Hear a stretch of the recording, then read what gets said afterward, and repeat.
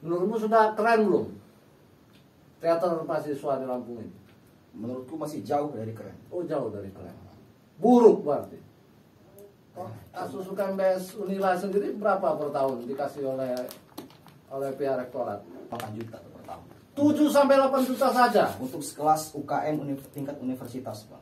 Itu berapa divisi UKMBS Unila? Ada 4 divisi. Nah, 7 anggaplah 8 juta dibagi 4. dibagi 4. Berarti berapa itu? 2 2 juta juta. per tahun. Per tahun, Bang. Stres.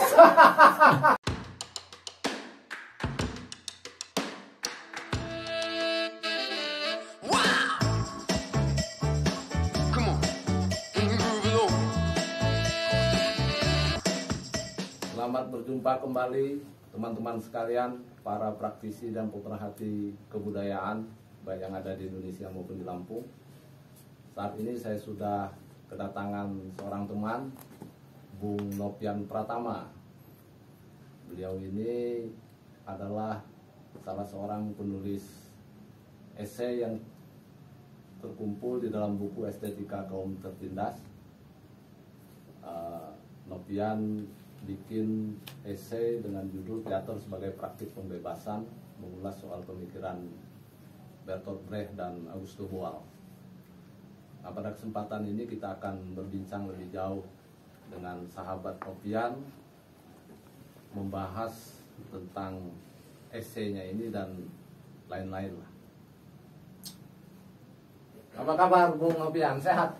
Alhamdulillah sehat, Bang. Oh, tambah ganteng aja kelihatannya. Abang juga. Sudah sisiran? Sudah, Bang. Masih berantakan. Sudah selesai kuliahmu, Nopian? Alhamdulillah lagi proses untuk diselesaikan, Bang. Lagi menyusun skripsi. Fakultas apa? Pertanian, jurusan agribisnis. Agribisnis. Berarti nggak ada hubungannya dong dengan teater? Ya secara langsung nggak ada sebenarnya. Tapi ada sebenarnya. Apa hubungannya? Apa hubungannya? Ya karena kan kalau di teater yang aku pelajari ini kan mempelajari masalah yang luas itu, sosial itu kan, kemasyarakatan. Sementara jurusan aku agribisnis itu kan emang bidangnya emang terjun ke masyarakat langsung. Kayak pertanian kan harus ke masyarakat, mana berhubungan dengan para petani dan sebagainya. Iya. Ada relasinya. Iya, ada. Nah, kalau di kampus aktif di Kurusetra ya, UKMBS? Iya, di Teater Kurusetra UKMBS Unila.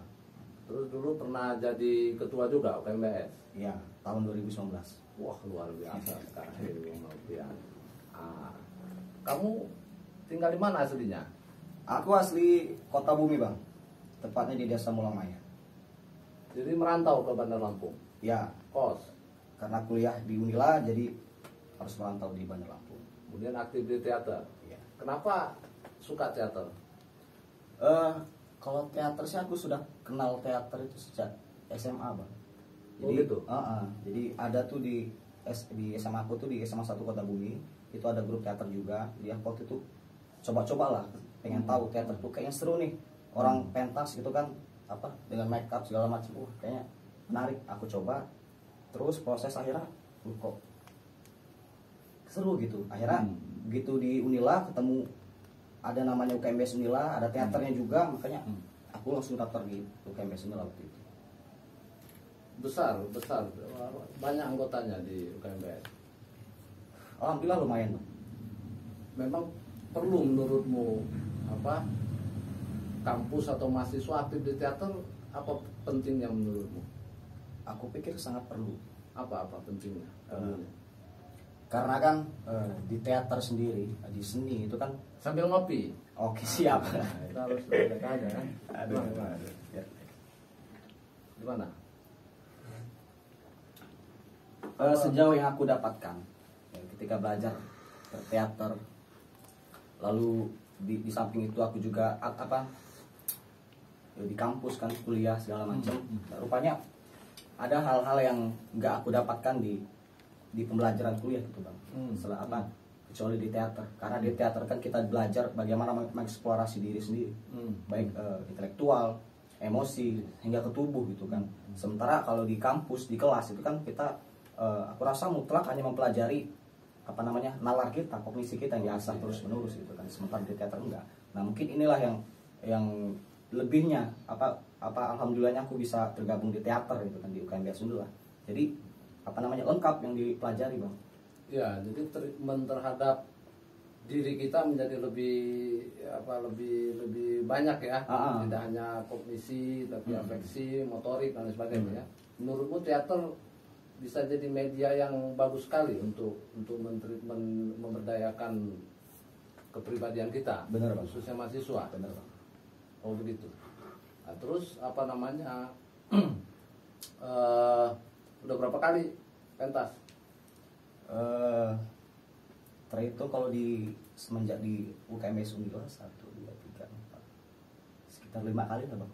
Oh, 5 kali. Keren. Ya, menurutku udah keren Bang.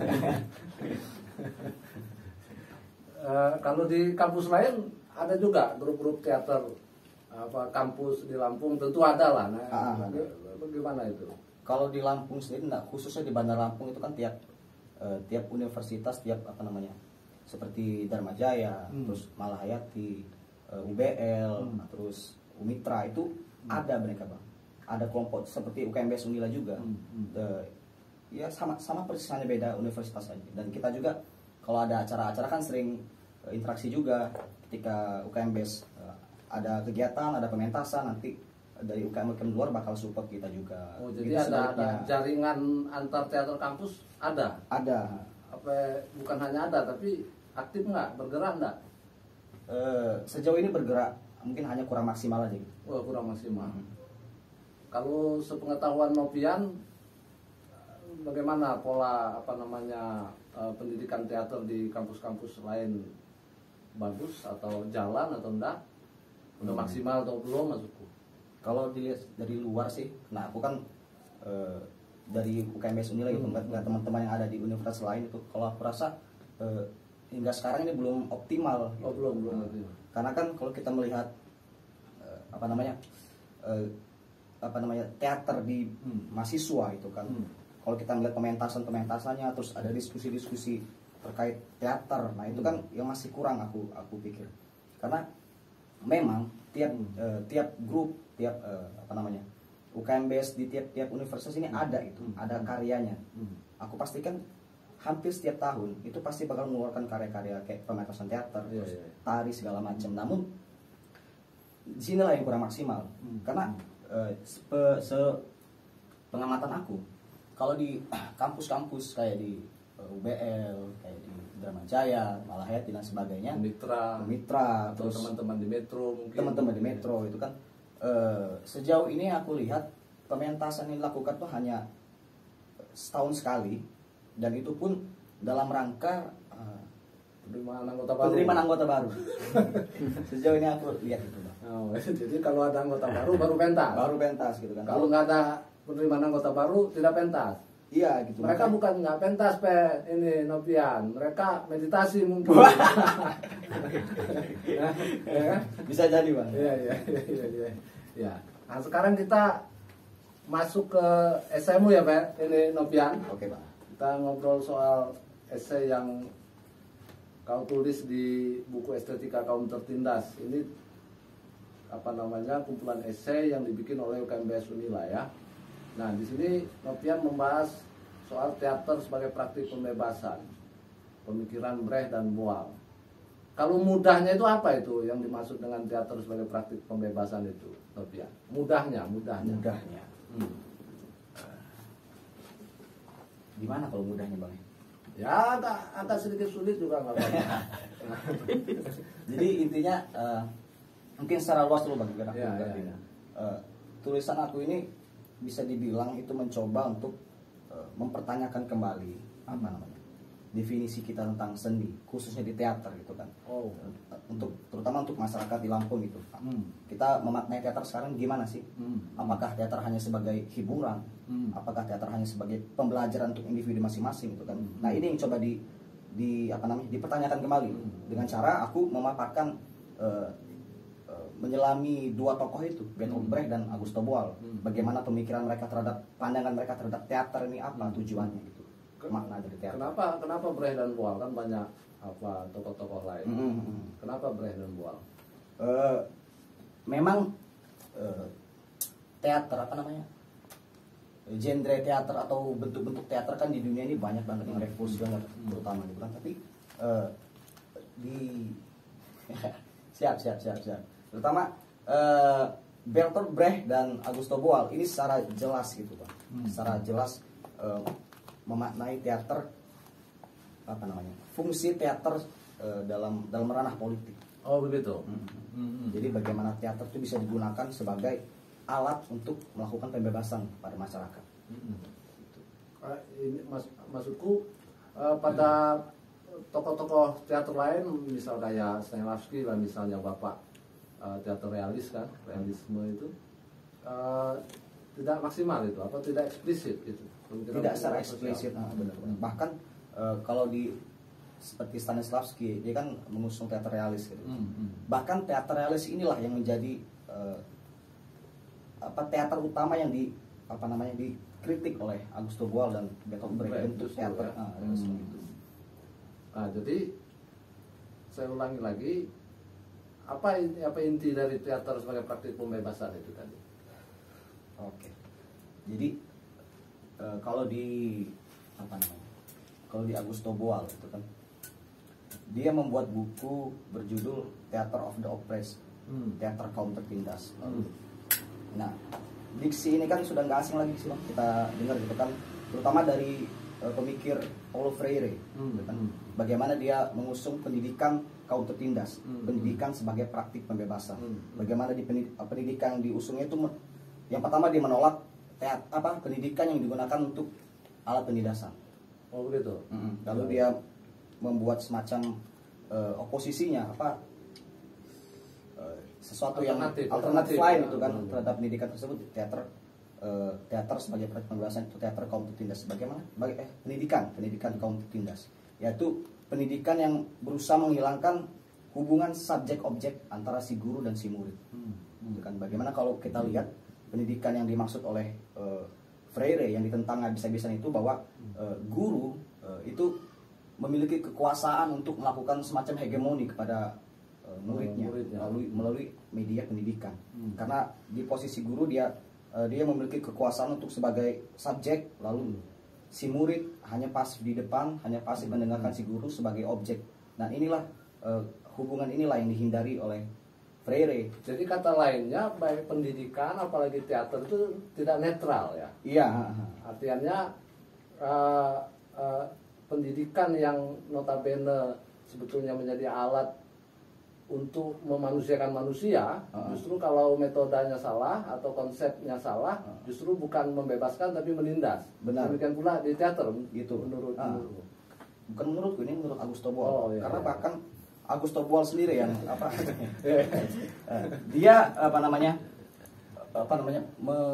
atau bukan juga menurut Om kan? bahkan pemikiran Augusto Boal pun terinspirasi, terpengaruh oleh Paulo Freire. Gitu. Dalam tulisan dia sudah menyebutkan. Kan sama-sama orang Brazil juga, sama-sama orang Brazil gitu. Bahkan Augusto Boal menganggap si Paulo Freire sebagai guru, sebagai bapak bagi dia. Kenal pasti, memang pernah ketemu. Iya. Terus?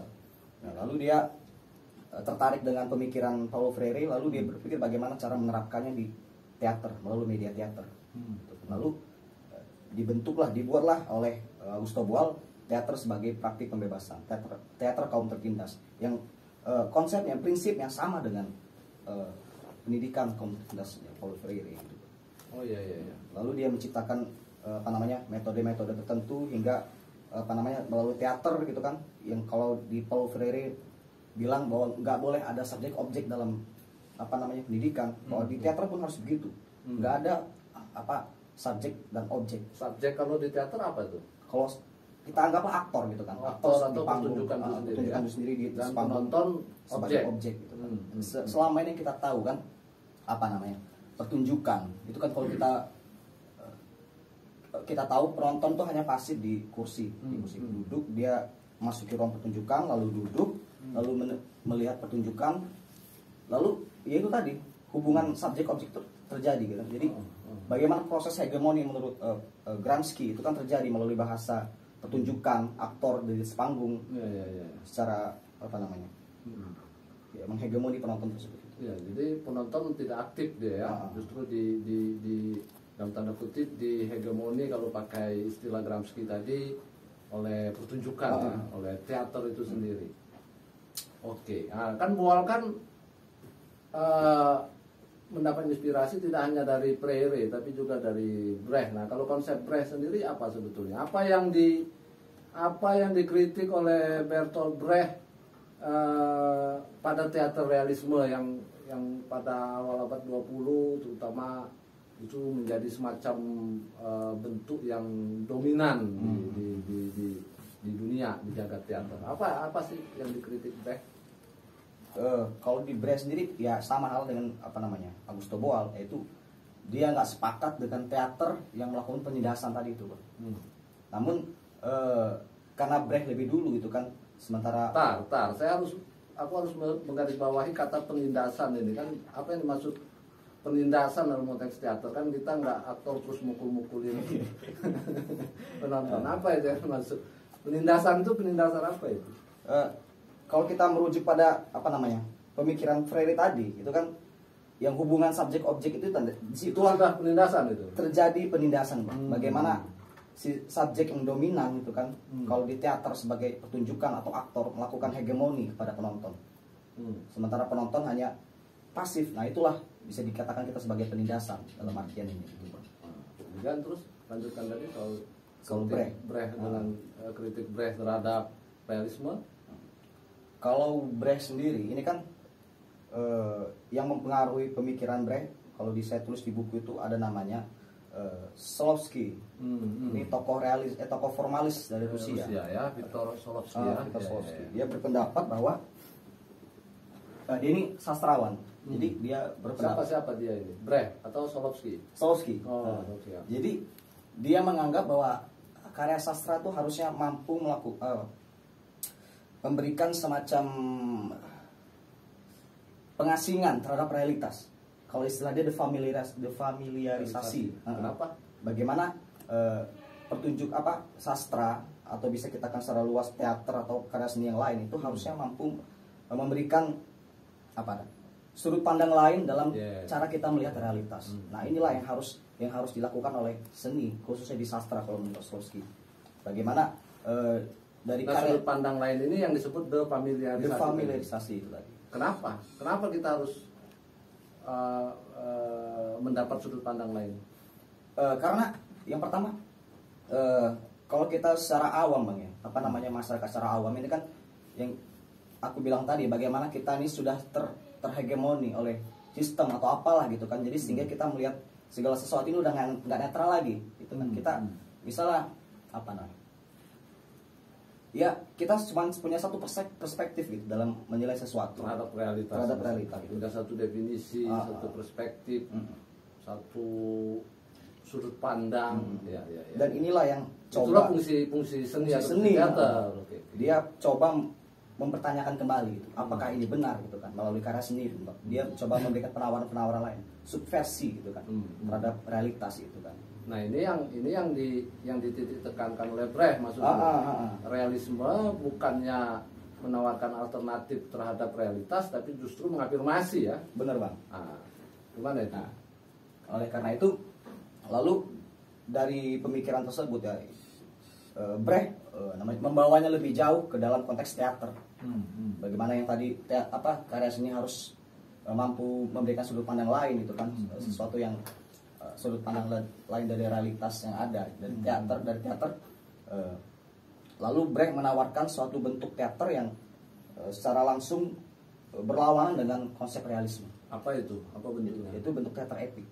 Oh ya, apa itu teater epik? Jadi teater epik ini ya secara definisinya saya lupa gitu. Tapi pada intinya teater epik ini berkebalikan dengan realisme. Kalau misal dia realisme itu sasaran utama terhadap penonton adalah bagaimana kita mampu untuk menyerang emosi penonton gitu kan. Kalau di dalam realisme bagaimana penonton dibuat terhanyut dalam cerita, penonton dibuat Tenggelam. gitu kan, Dalam lautan cinta. dalam lautan emosi cinta gitu Bang. Oke. Nah oleh Brecht, nah inilah yang coba didobrak habis gitu. Oh, jadi Brecht ini intinya nggak boleh penonton hanyut. Nggak boleh gitu. Nggak boleh. Ya, ya. Karena dengan penonton sudah terhanyut tadi itu emosinya, maka Nah, ini yang agak repot kita sekarang, ini kan udah hanyut. dikit-dikit hanyut, dikit-dikit baperan. hanyut. Ya, terus? Nah, dengan teater seperti inilah yang kemudian dengan mudahnya hegemoni tadi dilancarkan. Oke. Gitu kan. Jadi kalau orang sudah emosi sudah kena itu Yes, pasti yes. gampang lah Bang, udah Ya. diarahkan gitu. Ya, Nah, ya. inilah yang coba ditentang oleh Brecht. Oh, nggak bisa teater seperti ini gitu. Maka Brecht menawarkan hal lain. Maka di teater epik itu sasaran utama adalah bagaimana kita cara menyerang nalar penonton, kognisi penonton. Jadi penonton bukan emosinya, tapi kesadaran kognisinya ya. Nah, kalau realisme itu menyerang dalam tanda kutip sisi emosi dari penonton, kemudian penonton kan mengidentifikasi apa yang berlangsung di panggung dengan dirinya ya. Iya. Nah, identifikasi ini yang kemudian dipotong oleh Brecht melalui konsep teater epiknya ya. Dan kemudian kalau tidak salah mengeluarkan istilah efek pengasingan ya. Efek alienasi. Ya, referendum efek apa itu? Nah, efek alienasi ini yang digunakan untuk membuat memutuskan Katarsis tadi ya, emosi ya. bahwa penonton karena sasaran utama realisme adalah katarsis, bagaimana penonton terhanyut tadi. Nah, inilah dengan metode efek alienasi. Nah, ini coba untuk mematahkan efek tadi, efek katarsis tadi dengan cara macam-macam. Jadi kalau di efek alienasi ini bisa melalui laku aktornya, bisa melalui pertunjukannya seperti apa, bisa lewat lighting, lewat musik segala macam. Aku ambil contoh misalnya ada istilahnya di efek alienasi itu metatext. Apa maksudnya itu? Jadi di buku Sulimeter dijelaskan. Jadi misalnya gini, jadi suatu pertunjukan teater epik itu kan ketika aktor memerankan tokohnya, memerankan karakter di atas panggung secara biasa, secara realis kita taruhlah secara realis gitu kan. Penonton sudah terhanyut nih, sudah emosi sudah terpaut dengan sudah kena dengan aktor tadi. Lalu tiba-tiba si aktor ini memutuskan emosi tadi, keterhanyutan tadi. Dia lepas keluar dari karakternya tadi. Dia berdiri di atas panggung sebagai dirinya, bukan lagi sebagai karakter tadi. Bukan lagi sebagai karakter dari pertunjukan itu. Nah, pada tahap ini penonton dipastikan pasti bakal terlepas dari emosinya tadi itu. Identifikasi emosi tadi ya. Nah, dari tahap inilah maka diharapkan penonton ketika sudah emosi tidak dipautkan lagi, maka kesadaran yang akan bekerja. Maka dia diharapkan menjadi lebih kritis ya. Iya. Ya, memang musuh utama dari teater epik itu adalah katarsis gitu ya. Apa itu katarsis? Bisa Novian menjelaskan lebih jauh? Katarsis. Apa itu? Katarsis itu kan istilah Aristoteles kalau nggak salah. Apa itu? Bisa dijelaskan lebih jauh nggak? Kalau di buku yang pemahamanmu, katarsis itu istilah lainnya pembersihan jiwa. Maka dalam konsep teater Aristotelian itu kan katarsis menjadi sasaran utama dari pertunjukan. Penonton harus mengalami katarsis. Pembersihan jiwa ini seperti apa? Nah, kalau dalam istilah Aristoteles itu kan bagaimana cara menimbulkan emosi, menimbulkan rasa kasihan dan rasa takut pada diri penonton. Ini diterapkan di teater tragedi. Kalau dalam teater tragedi itu sasaran utamanya menimbulkan rasa kasihan dan rasa takut pada penonton. Kenapa harus ada dua emosi itu penting? Kenapa nggak ada yang marah dan sebagainya? Karena sasaran utama dari teater tragedi ini kan digunakan yang teater yang mendominasi pada masa Yunani kuno dulu Bang. Jadi ketika digunakan untuk teater ini dimanfaatkan untuk menguatkan mengafirmasi kekuasaan gitu kan. Jadi dengan efek ini jadi penonton dibuat untuk namanya,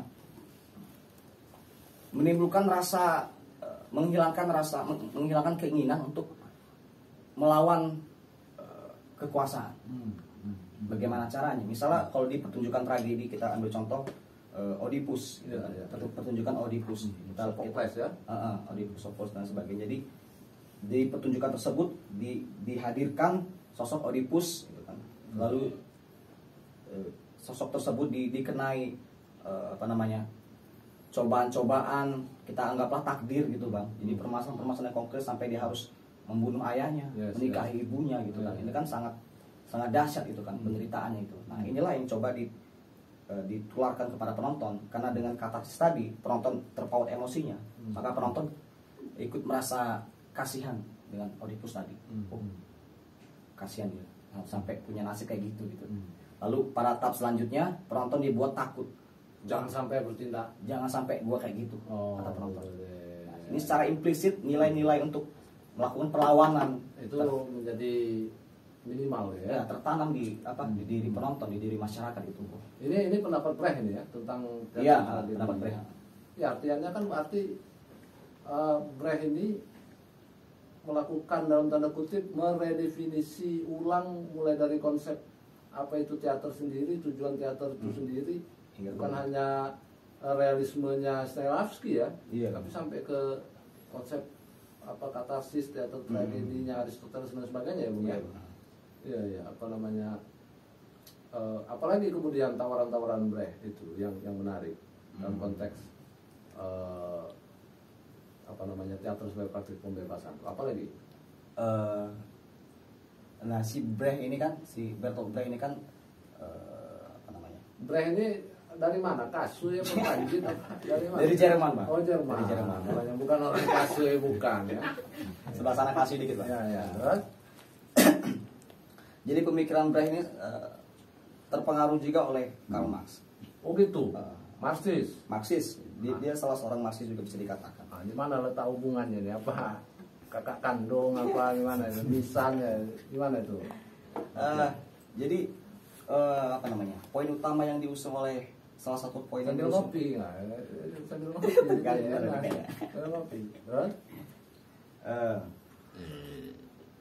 Salah satu poin yang diusung oleh Karl Marx kan materialisme dialektis. Bagaimana dunia ini berjalan itu kan hanya perkara utama adalah material. Bagaimana material bisa kita artikan benda atau hubungan antara manusia gitu kan. Kalau Augusto Boal sendiri bagaimana bentuk pemberontakannya dalam tanda kutip terhadap bentuk-bentuk teater realisme itu? Jadi kalau Augusto Boal ini selain dia terinspirasi oleh pemikiran Bertolt Brecht, dia sekaligus mengkritik. Oh justru sekaligus mengkritik bagaimana ketidakefektifan bentuk epik yang ditawarkan oleh Brecht. Ya. Coba jelaskan lebih jauh gimana itu maksudnya. Jadi kalau di teater epik itu kan benar si Brecht ini tidak menghendaki bahwa penonton itu menjadi pasif di tempatnya, menjadi objek, hanya menjadi objek dengan cara efek alienasi untuk tujuan untuk menciptakan kesadaran kritis dan sebagainya. Namun hal ini tetap saja tidak efektif untuk memutus hubungan subjek objek tadi. Aktor pertunjukan masih di atas panggung, sementara penonton masih di bangku. Masih ada jarak. Ada jarak antara panggung dengan penonton. Oke, itu menurut Boal belum revolusioner itu belum cukup revolusioner. Oke. Jadi karena dengan bentuk tersebut itu masih ada kemungkinan si aktor ini memegang kuasa sebagai subjek apapun itu. Nah, oleh karena itulah si Boal mengkritik Brecht. Oh nggak bisa seperti ini. Maka si Boal lalu menawarkan bentuk teater yang lebih revolusioner, yaitu dia ada istilahnya, dia mengubah penonton yang dalam istilahnya spek aktor diubah oleh Augusto Boal menjadi spektator, diubah oleh Augusto Boal menjadi actor. Bagaimana penonton menjadi sekaligus aktor. Dalam bentuk teaternya ini benar-benar penonton itu dihilangkan objektivitasnya. Bahkan penonton tersebut di metode tertentu diajak langsung naik ke atas panggung, menjadi aktor tersebut, bahkan menjadi sutradara tersebut. Oh iya. Jadi teater itu hanya sebagai Jadi fasilitas. penonton nggak pasif tuh ya? Tidak ada Aktif ya? aktif. Nah. Ya. Jadi, teater itu hanya sebagai fasilitas Bang, dari pertunjukannya itu kan. Oke, berarti partisipan ya? Partisipatif Jadi partisipan. ya, aktornya ya. Makanya kalau di pertunjukan Agus Tebual ini kan benar, dia tidak hanya di panggung pertunjukan, bisa di mana saja, karena di di bentuk teater Agus Tebual ini ada empat tahap untuk mencapai sebagai aktor tadi. Ada tahap yang pertama itu tahap pengenalan tubuh, lalu tahap tubuh ekspresif, lalu teater sebagai wacana, teater bahasa, lalu terakhir itu teater wacana. Nah ini kan tahap-tahap tersebut ini bagaimana cara yang pertama itu menyadarkan partisipan tadi dari ketertindasan, lalu sekaligus bagaimana membuat partisipan itu untuk bisa keluar dari ketertindasan. Misalnya di tahap pertama itu kan bagaimana partisipan dibuat untuk mengenal tubuhnya dengan metode-metode banyak sekali yang ditawarkan oleh Boal, dengan bentuk-bentuk seperti game dan lain sebagainya gitu kan, membuat mereka sadar dengan tubuhnya gitu kan. Lalu kemudian di tahap tertentu mereka dibuat untuk keluar dari ketertindasan tersebut. Nah, contohnya di tahap yang ketiga itu teater bahasa, ketiga atau keempat itu. Jadi ada satu metode. Jadi si pertunjukan ini dia menawarkan suatu masalah, gitu, menghadirkan suatu masalah di atas panggung. Problem apa saja gitu kan. Lalu setelah itu pertunjukan itu tidak memberikan solusi, tidak memberikan jalan keluar gitu kan. Namun oleh Agus Tebual, oleh pertunjukan tersebut diajaklah partisipan tadi ke atas panggung. Yang dalam hal ini sebetulnya penonton kan? Dalam tanda kutip ya. Yang penonton yang kemudian sudah menjadi aktor. Aspek aktor tadi. Ya. Lalu diajak ke atas panggung, lalu diminta untuk menjadi salah satu menjadi aktor dalam pertunjukan tersebut. Nah, oke, sekarang kalau misalnya kamu dalam posisi ini, apa yang kamu lakukan? Lalu penonton tersebut diminta untuk memberikan perspektifnya melalui pertunjukan tersebut. Salah satunya. Jadi ya, kata lainnya kan penonton ini kan sebetulnya dimaksudkan oleh Boal adalah representasi dari rakyat itu sendiri kan. Benar. Bagaimana solusi-solusi terhadap peri kehidupan ini jangan top down ya, jangan dari atas ke bawah solusi itu, bukan dari panggung kemudian ke penonton, tetapi bottom up itu nama apa gitu kan. Iya, benar. Jadi bagaimana problem yang ada dalam diri mereka sendiri kemudian dicarikan solusinya oleh penonton itu sendiri atau oleh rakyat. Kurasa itu mungkin sebetulnya maksud dari pemutusan hubungan subjek objek, kemudian pemutusan jarak antara panggung dengan penonton dan lain sebagainya ya Novian ya. Nah, kemudian apa pentingnya kau bikin esai soal Brecht dengan Boal ini untuk konteks teater di Lampung atau Indonesia ini? Lampung aja lah. Apa sih pentingnya? Yang pertama literasi terkait dengan Brecht dan Boal bahkan di Indonesia ini kan sangat jarang sekali Bang. Jadi proses ketika aku membuat esai tersebut ya mencari literasi dari mana segala macam ya memang nggak ada. Yang sudah diterjemahkan maksudnya? Untuk bahasa Indonesia gitu. Iya. Itu sangat jarang sekali. Makanya salah satu kendala aku membuat esai ini harus mencari literasi dari luar gitu kan. Masih dalam bahasa Inggris. Aku mencoba untuk cari bahasa Jawa atau bahasa Sumendo nggak ketemu. Nggak ketemu. Waduh. Iya. Ya, karena memang mungkin ya belum banyak yang mencoba menggali lebih dalam dari Brecht dan Agus Tebual ini Bang. Itu yang pertama gitu kan. Yang kedua, kemudian yang kedua memang kalau kita melihat secara praktiknya baik teater epik oleh Brecht maupun teater of the press oleh Agus Tebual ini kan masih pasti asing terutama di Lampung. Sangat jarang orang yang tahu Brecht dan Agus Tebual bahkan di Indonesia. Mungkin teman-teman mahasiswa pun mungkin hanya tahu nama ya. Iya, atau bahkan nggak tahu kalau ada Brecht dan Agus Tebual gitu. Nah, sudah ada itu. Aku pernah ketemu bukan mahasiswa pula, ada salah seorang aktivis kemudian bilang kami biasa ngebreh Ngebreh. itu loh, ngebreh. Artinya kan udah paham, udah tahu dia soal breh, tapi konsep sesungguhnya dari breh dan wall mungkin jangan-jangan belum mungkin paham ya. ya apa dikhawatirkan ya salah memaknai apa yang dimaksud oleh breh itu tadi kan. Ya, kemudian apa pentingnya jadinya untuk teman-teman mahasiswa deh? Untuk teman-teman mahasiswa apa ini? Jadi kenapa ini nyangkut alasan aku memilih kedua tokoh ini. Jadi mereka berdua ini secara eksplisit memaparkan apa tujuan kita berteater, gitu. Apa fungsi dari teater ini, gitu. Apa hubungan teater dengan masyarakat, karena persepsi masyarakat sekarang kan kalau memandang seni atau teater, wih apa yang main drama itu kan apa make up nggak jelas di panggung terus segala macam, orang stres. Iya banyak itu banyak. Nah inilah yang coba rambut dikuning-kuningin. Ada bang ya? Ada. Nah ini coba ditepis oleh esaiku, makanya oleh Brecht dan Augusto Boal ini kan memaparkan dengan jelas teater ini fungsinya untuk memberikan kesadaran kritis pada masyarakat, titik.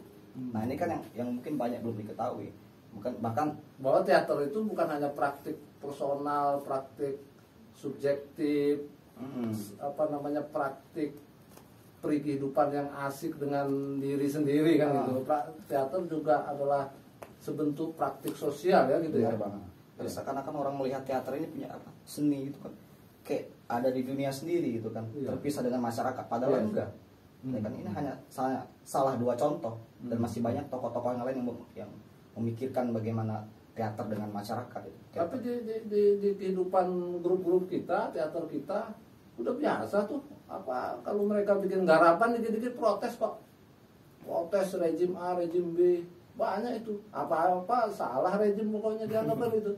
Nah, gimana tuh? Ya. Kok kita masih harus baca Brecht atau Boal? Ya sebenarnya nggak salah itu kan, kalau teman-teman yang lain, teman-teman di luar sana buat pertunjukan dengan secara eksplisit mengkritik si A, si B, ini salah, ini nggak benar gitu kan. Tapi kan itu secara banal, secara permukaan lah aku anggap lah. Ya apa bedanya kita mengkritik dengan para aktivis, para orator segala macam, tidak depan DPR gitu kan, kalau hanya sebatas itu. Namun melalui teater bagaimana kita menciptakan kritik yang dengan cara yang lebih estetik. Artinya distribusi kritiknya juga dapat bentuk yang juga artistik ya. Benar Pak. Tidak cuma niat untuk mengkritik. Maksudnya? Ya tidak hanya punya niat untuk mengkritik lalu dengan cara mudahnya itu kan, lalu teks-teks yang apa lagi? Maksudnya apa itu? Jadi kita harus punya ya rujukan lah gitu bang, untuk melakukan tindakan gitu kan. Ya nggak boleh asal-asal. Nggak boleh asal-asal. Nggak boleh heroik lah intinya ya. Yang terjadi berarti selama ini kan menurutmu ya kritik itu disampaikan tidak secara estetik kan? Benar. Tidak secara artistik maksudmu ya. Tidak punya rujukan bentuk, rujukan konsep estetika yang benar, dalam tanda kutip yang valid ya gitu ya Pak. Ya celakanya kalau kita basing-basing asal-asalan seperti itu kan justru malah memiskinkan teater itu sendiri gitu Bang. Jadi teater yang oleh Brecht dan Augusto Boal itu harusnya seperti ini, punya visi yang sangat besar gitu kan. Tapi oleh kita dan sungguh-sungguh juga loh, bentuknya itu sungguh-sungguh, bukan asal kritik kan gitu. Iya. Terus direduksi oleh tindakan kita yang asal-asal. Yang penting marah, yang penting protes. Nah itu bahaya. Kau udah punya cewek belum? Lagi proses Bang. Oh gitu? Iya lagi proses. Anak Unila juga atau anak mana? Anak Unila juga. Oke. Iya. Apa namanya, yang kemarin nggak jadi ya? Putus ya? Selesai Bang. Iya. Oh gitu. Kenapa kok bisa sampai putus? Kenapa? Ya kan kita jangan terus-terus ngobrolin teater, Brecht, Boal. Kenapa itu bisa putus itu? Ya panjang lah ceritanya. Ya ceritain aja sedikit nggak apa-apa. Kenapa itu? Soal ini juga subjek objek atau apa itu? Ya bisa dikatakan jadi. Kau mungkin terlalu menghegemoni perasaannya mungkin. Iya atau dia menghegemoni aku. Gitu ya. Gitu. Oke, nah ini tuh apa namanya yang terakhir kira-kira untuk apa yang harus baiknya dilakukan oleh kita para praktisi teater di Lampung ini biar lebih keren ini, Nopian, khususnya untuk teman-teman mahasiswa, apa menurutmu sudah keren belum teater mahasiswa di Lampung ini? Menurutku masih jauh dari keren. Oh, jauh dari keren. Buruk berarti?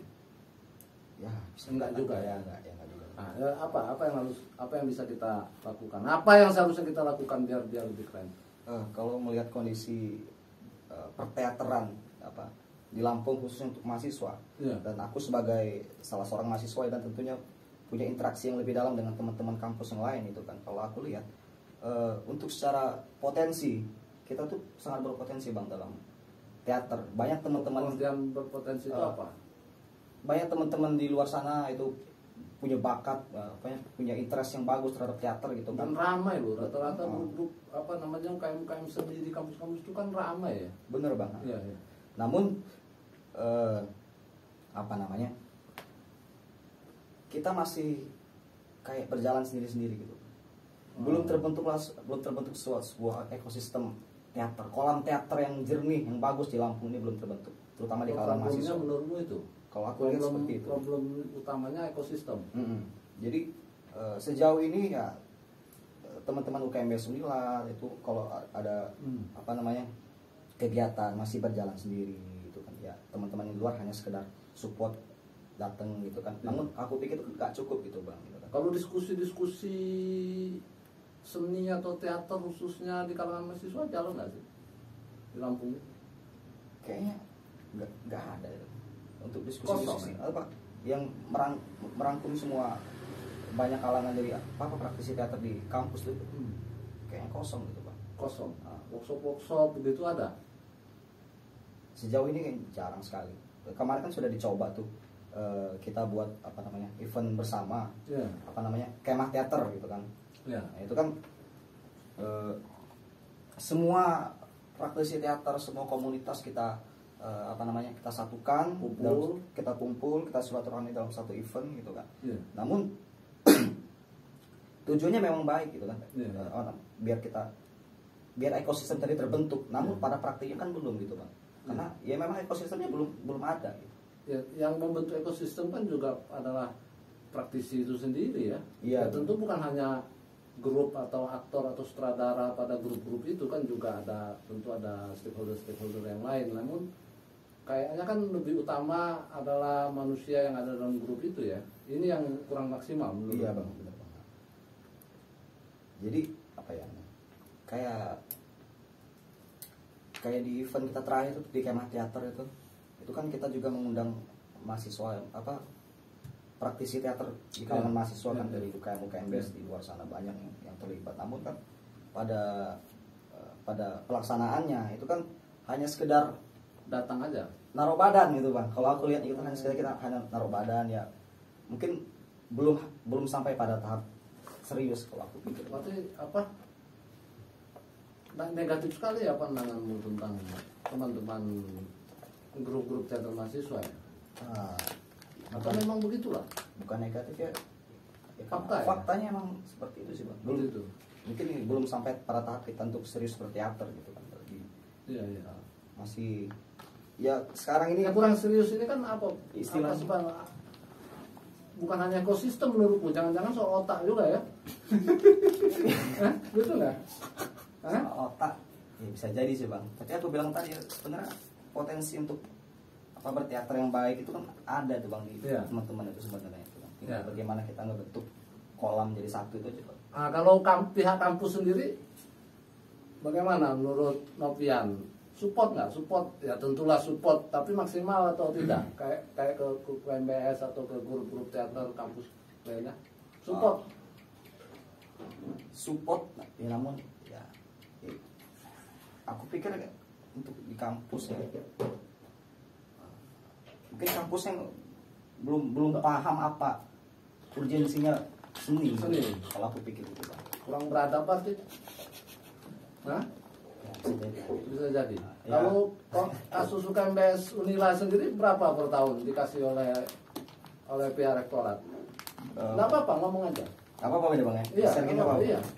Kurang lebih sekitar 7 sampai 8 juta per tahun. 7 sampai 8 juta saja. Untuk sekelas UKM tingkat universitas, Bang. Itu berapa divisi UKM Sunil? Ada 4 divisi. Nah, 7 anggaplah 8 juta dibagi 4. dibagi 4. Berarti berapa itu? 2 2 juta per per tahun. Per tahun, Bang. Stres. Kita mau bikin peradaban macam apa begitu? Hah? 2 juta setahun. Allahumma sholli wa sallim wa barik alaihi. Kalau kita ngandelin support dari kampus ya nggak bisa ngapa-ngapain. Nggak mungkin kampus nggak punya duit, Nopian. Tapi kok? Hah? Ya mungkin sih, Bang. Iya. Kemana lagi itu, Bang? Nggak ngerti juga itu. Waduh, mudah-mudahan lah ada orang kampus nonton ya. Amin. Ya, biar bisa. Wahai orang pihak kampus, ini ada keluhan nih, curhat. Masa setahun sekelas UKMBS 8 juta, 4 divisi, 2 juta per tahun. Mau bikin apa, Mas? Memberdayakan mahasiswa. Aduh, produk keren begini, estetika kaum tertindas, buku keren begini, cetak aja 2 juta, kagak cukup nih barang. Aduh, kepikir lagi lah biar lebih beradab itu teman-teman yang ada di kampus, para pemangku kebijakan. Iya. Kurasa itu aja, Novian. Terima kasih untuk obrolan kita. Yang terakhir apa dong jadi harapan Novian untuk teman-teman nomor 1, untuk teman-teman praktisi teater mahasiswa, nomor 2 harapan Novian untuk pihak kampus sendiri biar lebih keren lagi grup-grup yang ada di kampus, nomor 3 ke Dewan Kesenian kah atau apa? Coba apa? Sekarang. Oke. Apa harapanmu? Harapan aku sih ya untuk teman-teman pegiat seni di kampus ya, dari Unitra, dari Dharma Jaya, dari Malahayati dan lain sebagainya, dari teman-teman di Metro gitu kan. Apa namanya?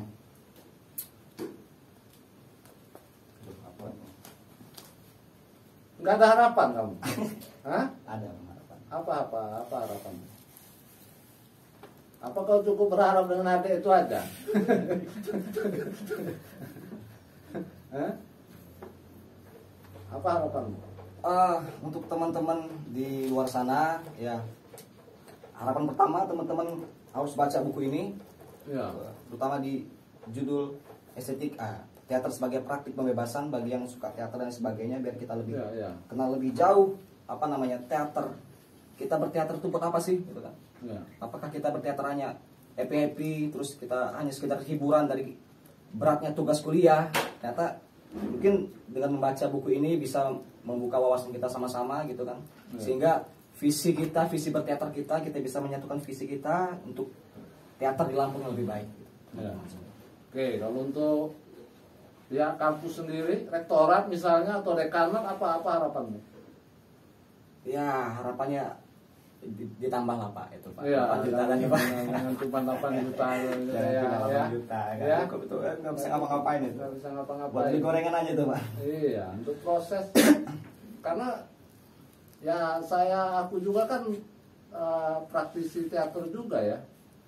Kalau bikin garapan 2 juta itu cuma 2 minggu itu untuk beli gorengan. Beli gorengan aja. Latihan 4 bulan, 5 bulan, 6 bulan, 7 bulan, 8 bulan. Ya kan? Mungkin kapan-kapan pihak rektorat bisa datang pas kita latihan itu Ya, tahu kayak mana. biar kita kasih gorengan tuh ya. Iya. Ya. Oke, kalau harapan tuh pemerintah provinsi misalnya atau Dewan Kesenian Lampung misalnya, apa harapanmu? Harapan aku sih untuk kemajuan teater di Lampung ini sebenarnya kan sudah mudah sebenarnya. Sudah ada grup-grup teater yang serius dalam bidangnya gitu kan, kayak Kober, Komunitas Perkajakin, lalu ada Teater 1 gitu kan. Mungkin aku rasa perhatian untuk grup-grup ini yang lebih ditingkatkan lagi gitu kan, karena dengan adanya mereka lalu bisa kemudian untuk membangun ekosistem yang lebih baik. Jika ada DAO kata abang tuh kan, dan lain sebagainya gitu, support dan lain sebagainya, mungkin dari langkah tersebut gitu kan, nyalur tuh. Kalau misalnya Teater 1 dan Komunitas Perkajakin makin keren, makin besar gitu kan, itu pasti bakal bakal makin mudah tuh apa namanya, apa istilahnya, menularkan apa semangat berteater untuk di Lampung ini gitu, Pak. Iya, iya, iya. Itu jadi support yang diharapkan oleh Nopian ke pemerintah daerah ya. Terima kasih Nopian. Iya, Pak. Sehat selalu, mudah-mudahan. Siapa nama inceranmu itu? Waduh, Ada lah ya. ada lah, Pak. Mudah-mudahan dapat lah insya Allah. Thank you, Bung. Sama-sama, Bang. Thank you, jumpa lain waktu. Selamat malam.